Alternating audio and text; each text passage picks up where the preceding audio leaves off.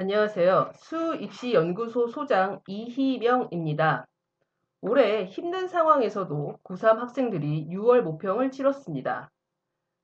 6월 모평의 활용 방안과 분석에 대해 설명드리겠습니다. 설명에는 1부 모의평가의 활용 방안, 2부 모의평가의 분석 및 대책으로 나뉩니다. 6월 모의평가의 활용에 대해서 설명을 하겠습니다. 출제 경향 분석도 중요하지만 이것을 어떻게 활용해야 하는지, 무엇을 해야 하는지에 중점을 두고 들으시기 바랍니다. 6월 모의평가의 의미에 대해서 설명하겠습니다. 6월과 9월의 응시자들의 점수를 파악한 후에 수능의 난이도가 결정이 됩니다. 특히 올해는 코로나로 인해서 제대로 학교 교육을 받지 못한 고3을 위해 6월과 9월의 모의평가 점수를 분석해서 수능의 난이도가 조정이 될 것입니다. 예상으로는 쉽게 출제될 가능성이 있습니다. 그렇기 때문에 쉬운 문제에서 평소에 어떤 실수를 하는지를 점검을 하고 이를 극복하기 위한 계획을 세워야 합니다. 또한 모의평가에서 올해 수능에 출제될 새로운 유형을 미리 파악할 수 있습니다. 이에 대해서는 설명의 2부에서 말씀드리겠습니다. 6월 모의평가와 수능 점수는 어떤 관계가 있을까요? 이번엔 낮게 나왔지만 앞으로 열심히 한다면 과연 수능 성적이 오를 수 있을까요? 일반적으로 6월 모평에 비해 수능 점수는 더 하락하게 됩니다. 왜 하락하게 되는지 이유를 알면 이에 대해 미리 대비할 수 있습니다. 6월 모평에 비해 수능 성적이 하락하게 되는 5가지 이유입니다. 첫째, 자연계의 경우 수학 가형의 인원이 감소하게 돼서 등급이 낮게 나올 가능성이 높습니다. 자연계 학생 중에 중하위권 학생들이 수학 나형으로 돌리기 때문에 같은 점수라고 해도 인원수의 감소로 인해 등급이 낮게 나옵니다. 둘째, 수학 가형의 중하위권 학생들이 수학 나형을 보게 되면 일반적으로 점수가 오릅니다. 그래서 기존의 수학 나형의 2, 3등급대 학생들은 상대적으로 등급이 밀리게 됩니다.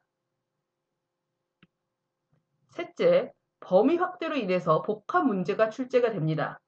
6월 모평보다 수능의 범위가 더 넓습니다. 범위가 더 넓다는 것은 여러 단원이 섞여서 나올 가능성이 매우 높습니다. 그래서 학생들은 각 단원별로는 개념과 문제는 익숙하지만 예상치 못한 단원이 섞였을 때 생소하고 어렵다고 느끼게 돼서 수능 성적이 떨어지게 됩니다. 그래서 여러 단원이 섞인 문제에 대해서 어떤 단원이 복합적으로 출제되었는지 파악하는 습관이 중요합니다. 넷째, 학생들의 단점 인식 부족 때문에 성적이 하락하게 됩니다. 학생들은 모의고사를 보면 해설 강의를 보고 오답 노트를 작성하고 이해만 하면 안 틀릴 것이라고 생각을 합니다. 즉, 학생들은 이해한 것을 자기가 안다고 착각을 하는데요. 틀린 문제에 대해서도 2, 3주가 지나도 설명할 수 있어야 다시 틀리지 않습니다. 틀린 문제를 2주 후에 달력에 표시를 해놓고 다시 풀어보시기 바랍니다. 그래서 풀 수 없다면 다시 공부해야 합니다.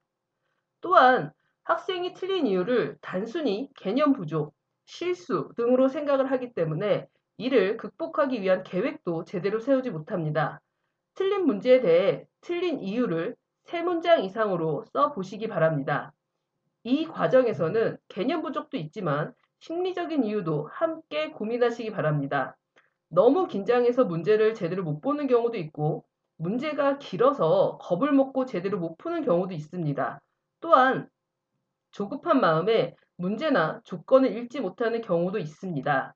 이를 극복하기 위한 구체적인 방법을 선생님들과 함께 고민하고 실천해 봐야 합니다. 모의고사 때 나타나는 여러 단점이 극대화돼서 나타나는 것이 수능입니다. 그래서 이에 대한 대비가 이루어지지 않는다면 수능 점수는 6월 모평보다 더 낮게 나오게 됩니다. 마지막으로 학생들이 긴장감을 연습하지 못해서입니다. 이것은 주로 상위권 학생들이나 여학생들한테서 많이 나타나는데요. 특히 상위권 학생들은 인원이 적기 때문에 영역별로 한두 문제로 등급이 떨어지게 됩니다. 제가 가르쳤던 학생 중에 3년 동안 전국에서 모의고사가 항상 100등 안에 들었던 친구가 있습니다. 이 친구의 수능 성적은 국어 3, 수학 2, 영어 1이 나왔습니다. 다른 친구의 예를 들어보겠습니다. 그 학생은 6월 모평이 국영수 모두 100점이었으나 수능 성적은 국어 3, 수학 3, 영어 1이 나왔습니다. 이 학생들이 공부를 안 해서 성적이 떨어질 리는 없습니다. 제가 왜 이렇게 봤냐고 물어봤는데 두 학생 모두 긴장해서 문제가 안 읽혔다고 합니다. 다행히 두 학생 모두 수시로 서울대에 진학을 하긴 했습니다. 수능날 긴장을 안 할 수는 없습니다. 그래서 이제부터는 긴장감을 컨트롤하는 훈련이 필요합니다. 이로써 수능 성적이 6월보다 떨어지는 이유에 대해서 말씀드렸습니다. 학생들은 본인의 학습 태도를 점검하고 수능 성적이 떨어지지 않도록 훈련을 해야 합니다. 또한 학생들이 꼭 알아야 할 것이 이러한 훈련은 단시간에 결과가 나타나지 않기 때문에 지금 당장 결과가 나오지 않더라도 수능 때까지 꾸준히 해야 합니다. 다음은 6월 모의평가 점수를 활용하는 방법입니다. 6월 모의평가 점수로 이 학생이 정시로 어떤 대학을 갈 수 있을지 판단할 수 있습니다. 즉, 수시에서 모두 불합격했을 때 정시로 이 대학을 진학한다는 의미입니다. 수시를 쓸 때 꼭 알아야 할 점은 본인이 어느 대학을 가고 싶으냐 보다 더 중요한 것이 그 대학에서 그 학생을 뽑고 싶어야 합니다. 그러려면 다른 경쟁자들에 비해 학생이 더 우위에 있어야 선발이 됩니다. 그런데 단순히 전공 관련 동아리를 했다고 해서 전공 관련 발표 몇 개를 했다고 해서 전공 관련 책 몇 개를 읽었다고 해서 선발이 되지는 않습니다. 그렇게 수시를 썼을 때 모두 불합격이 되면 6월 모평 점수로 받던 대학을 진학하게 된다는 의미입니다. 이를 참고해서 수시 전략을 수립을 해야 합니다. 예시 상황에 대해서 설명하겠습니다. 첫 번째는 모의고사보다 내신이 좋은 경우입니다. 문과 학생이고요. 내신이 2.5등급인 학생이 6월 원점수의 합이 200점이 나왔다고 가정을 합니다. 이 학생은 수시에서 모두 떨어질 경우에 수도권 대학 진학은 힘듭니다. 이럴 경우에 이 학생이 꼭 지원해야 하는 전형은 교과 면접 전형입니다. 내신 성적상 수능 최저가 없는 교과 전형은 최초 합이 힘들 것입니다. 그러나 교과 면접 전형은 교과 전형에 비해서 내신 컷이 낮기 때문에 지원을 해야 합니다. 학생부 종합전형은 전공 관련 활동에 따라서 0.5에서 0.8등급 정도가 뒤집힙니다. 예를 들면 종합전형의 경우에 2.7등급인 학생이 합격을 하기도 하지만 2등급인 학생이 1단계에서 떨어지기도 합니다. 그렇기 때문에 학생부 종합전형을 내신으로만 생각해서 썼다가는 모두 떨어질 수 있습니다. 또한 수시를 6개 모두 합격할 필요는 없습니다. 그래서 교과 면접 전형으로 안정권을 확보를 하고 나머지 대학을 학종으로 상향하는 것이 좋은 전략이라고 할 수 있습니다. 두 번째 학생입니다. 역시 문과고요. 내신은 2등급입니다. 6월 원점수로 280점이 나왔다고 가정을 합니다. 이 학생은 정시로 경희대 정도 진학이 가능합니다. 그런데 이 성적대는 국어 과목의 변수와 수능의 변수로 인해서 이 학생의 경우 성적이 상승할 수도 있고 반대로 하락할 수도 있습니다. 그렇기 때문에 수능 이전에 면접 혹은 논술을 보는 대학은 굳이 지원을 할 필요가 없습니다. 이 학생은 내신에 비해 모의고사 성적이 잘 나오기 때문에 최저가 높은 논술 전형을 차등적으로 지원하는 것이 좋습니다. 최저가 높으면 실질 경쟁률이 낮기 때문에 합격 가능성이 높기 때문입니다. 그러나 수능은 앞에서 말씀드린 것처럼 6월보다 점수가 낮아질 가능성이 높기 때문에 수능 이후에 면접을 보는 대학을 지원하는 것이 좋습니다. 만약에 수능을 잘 봤으면 면접을 안 가면 되고요. 혹시 수능을 못 봤다면 면접에 응시하는 전략입니다. 이처럼 6월 모평과 본인의 내신, 활동 모두 참고해서 수시 전략을 세워야 합니다. 6월 모평 이후에 할 일에 대해서 설명드리겠습니다. 수시지원대학이 어느 정도 정해지면 어느 과목에 집중할 것인지 판단해야 합니다. 학생들이 많은 시간을 투자하는 것이 수학이다 보니 국어나 영어 등을 소홀히 하는 경우가 많습니다. 그러나 수학은 범위가 넓어지고 특히 수학 가형의 경우 인원수가 감소하기 때문에 공부한 만큼 성적이 나오지 않습니다. 수능 최저 학력이 높을수록 실질 경쟁률과 커트라인은 낮습니다. 그래서 내신이나 활동이 애매한 학생들은 차라리 수능 최저가 높은 전형을 지원하는 것도 하나의 전략입니다.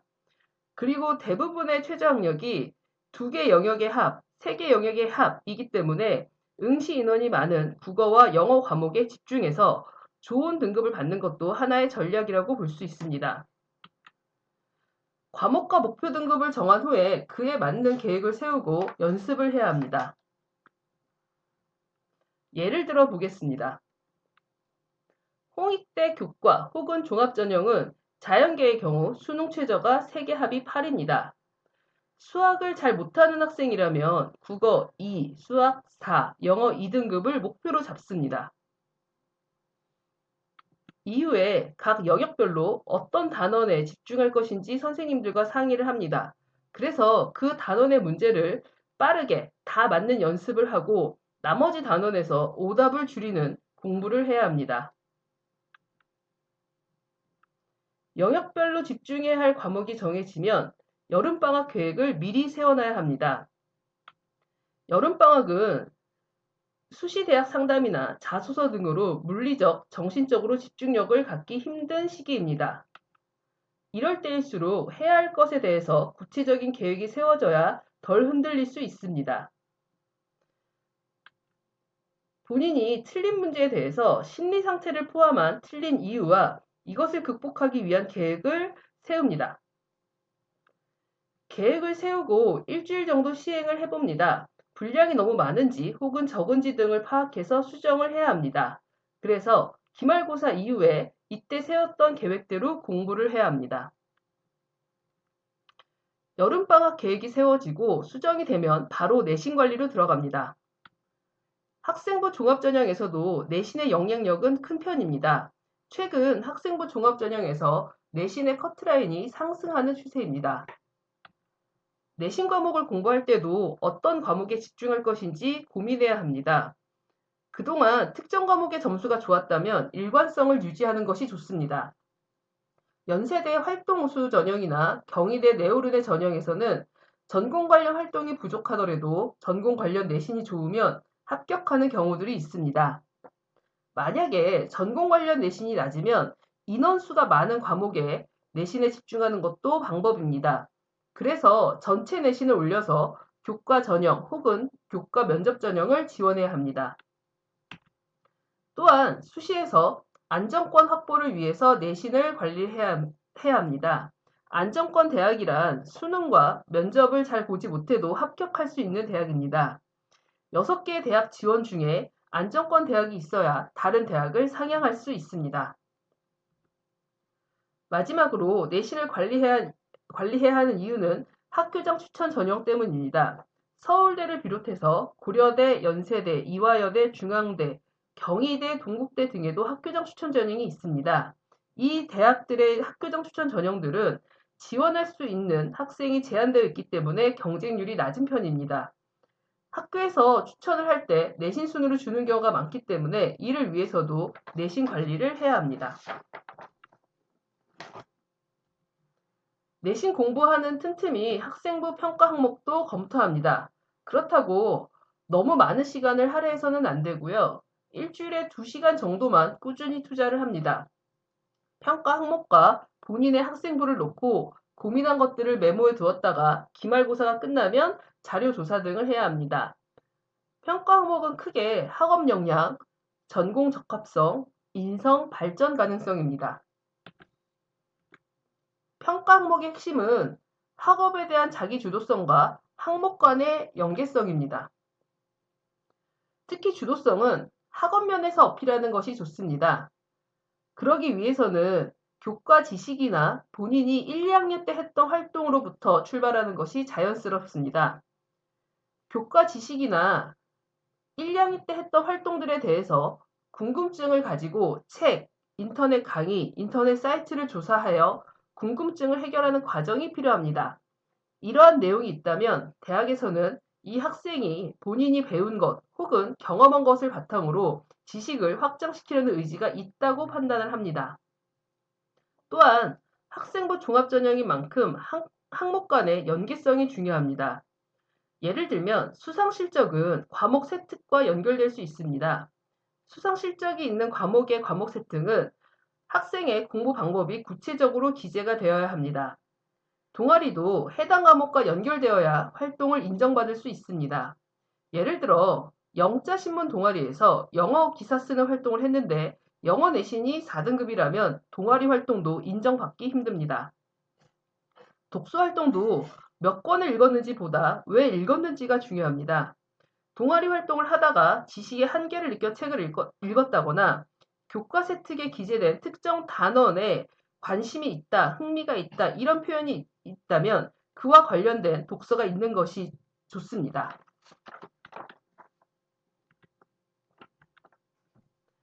기말고사가 끝나면 본격적으로 면접이나 논술에 대한 대비가 필요합니다. 간혹 학생들 중에서 1단계가 통과하면 모두 붙었다고 착각하는 경우들이 있습니다. 면접 전형에서 1단계가 통과가 되었어도 보통 3배수기 때문에 충원까지 고려하면 절반 이상의 학생들이 1단계 통과 후에 불합격이 됩니다.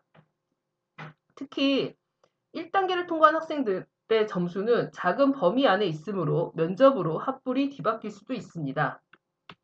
면접은 제시문이 있는 대학과 서류 검토만 하는 대학이 있습니다.